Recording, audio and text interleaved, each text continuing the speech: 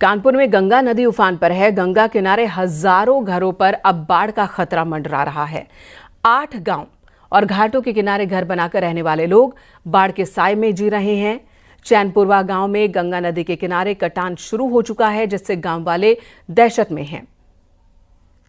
गंगा का बढ़ता जलस्तर गंगा किनारे रहने वालों के लिए परेशानी का सबब बनता जा रहा है। जैसे जैसे गंगा का जलस्तर बढ़ रहा है, वैसे वैसे इनकी परेशानियां बढ़ रही हैं। इस वक्त न्यूज़ 18 टीम अस्पताल घाट पर आप देख सकते हैं, जहां तक कैमरे की नजर जा रही है, गंगा के किनारे लगभग ये 8 से 10 हजार परिवार यहाँ रहते हैं और इनकी गृहस्थी। और जैसे जैसे 1-1 इंच गंगा ऊपर बढ़ती है, वैसे वैसे इनकी परेशानियां भी, क्योंकि इनके लिए ये गंगा का बढ़ता जलस्तर कहीं ना कहीं इनके लिए तबाही लेके आता है। अगर पूर्व के वर्षों की बात करें तो कई बार ऐसा हुआ कि गंगा का जलस्तर इतना बढ़ा कि इनकी गृहस्थियां तक तबाह हो गई। ऐसे में गंगा मैया से हाथ जोड़ के प्रार्थना कर रहे हैं कि गंगा मैया शांत रहो और जहां आप जलस्तर आपका वहीं बना रहे, कहीं ऐसा ना हो कि जलस्तर और बढ़े और इनकी गृहस्थियां खराब हो जाएं। जर्नलिस्ट आशीष पांडे के साथ अमित गंजू, न्यूज़ 18 अस्पताल घाट, कानपुर।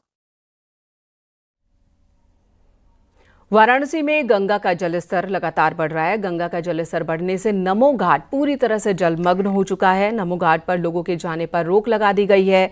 बढ़ते जलस्तर को देखते हुए वाराणसी में आरती स्थल भी बदला गया है।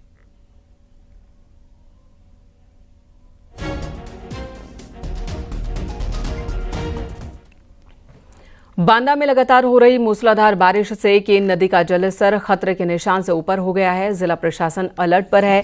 24 घंटे में 2 मीटर बढ़ने की आशंका जताई जा रही है। जलस्तर के बांदा के पैलानी तहसील के लगभग 20 गांवों का संपर्क टूट गया है। गांव के लोग नाव का सहारा ले रहे हैं। जिला प्रशासन बाढ़ से निपटने के लिए पूरी तरह से तैयार है, ये दावे कर रहा है।